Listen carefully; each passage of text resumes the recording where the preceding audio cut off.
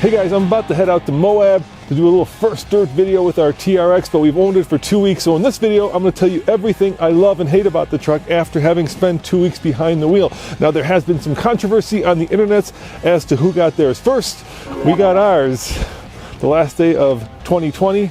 You can look at the video timestamp to know that we indeed did get it first. Anyway, let's get right to it. Let me show you what I love about the truck.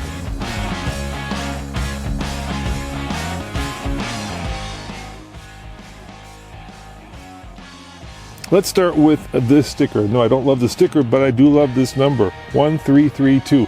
We paid $77,000 plus tax for this TRX, and we just got the, well, not entry level, but the TR1 package, which means we don't have things like a heavy sunroof or a lot of the creature comforts. But that also means that we've got a lot more payload, which is great because it means we can tow more, and because we've got a lot less stuff in the TRX, it's also lighter, which means it's quicker. Yeah, up here at a mile above sea level, we actually got a 0 to 60 time of 4.5 seconds.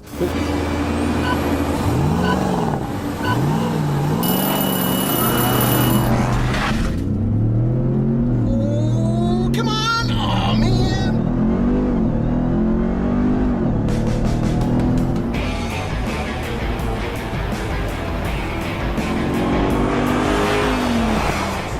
Oh, doggies. No way! This is the best time I've had here at the mile above sea level, 4.56. There's a lot to be said for getting everything you need and nothing you don't. 'Tis the season for great gifts, and what gift could be better than music? This is the Cove Commuter 2. The perfect speaker for tailgates, camping, or just working in your garage. That's right, there's no more running down your truck's battery just to play some tunes. And the sound quality is great. Take a listen.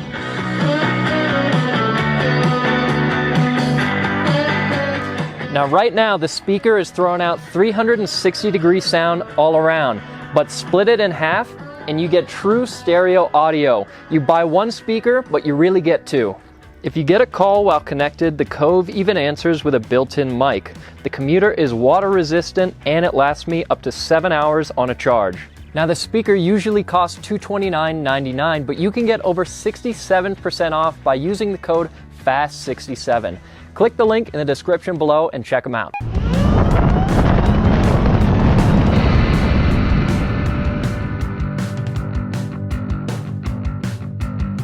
Next, I love the styling of the truck. We bought this red and black combo because, well, they're TFL colors.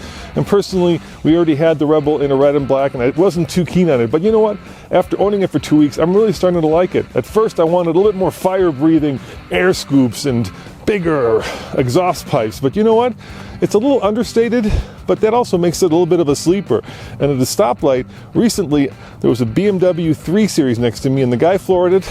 I looked down, which you will do in a TRX. He looked up, I floored it, I was gone, and he was just sitting there looking at me with this sorry expression on his face. You know, sometimes being a sleeper can be a lot of fun.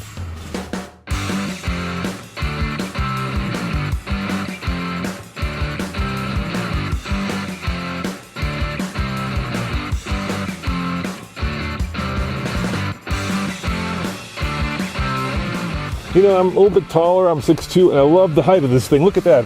I fit very comfortably with very little effort. It's just the right height for me to get in and out of. I also love the steering wheel, especially how well it is heated. It'll burn your fingers off. Nothing wrong with that. I love the seats, and I do like this big screen. Overall, the interior is spectacular and a really great place to spend 1,400 miles, which is how far it took me to drive it from Detroit to here. And by the way, if you're wondering, we've got almost 2,000 miles on it at this point.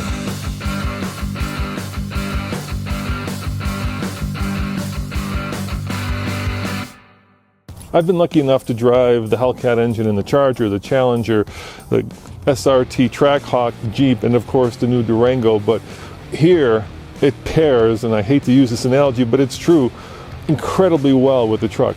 Makes the truck easy going. It just kind of lopes along. And when you need power, not only do you get that supercharger whine as it sucks in the air, but then you get that 6.2 liter Hemi roar that comes out the back with those huge tailpipe. It makes this truck seem just at ease. There's no sense that I've ever had, at least over the last 2 weeks that I've needed more power. Of course, somebody will change out the pulley on the supercharger, and I bet you it won't be long before somebody takes their TRX over 1,000 horsepower, and I can't wait to see that. All right, let's talk about the things that I don't like as much. Now, these Goodyear Wranglers, while they're big and beefy, don't have the little snowflake rating that the Raptors tires do, and that's a big deal, especially here in Colorado. We haven't taken into a lot of snow yet, but I wish these were snow rated. The other thing that I'm not too keen on is the fact that these big tires throw up a lot of dirt. I mean, look at this rear view mirror. It is filthy. The whole side of the truck is filthy, and that's after washing it.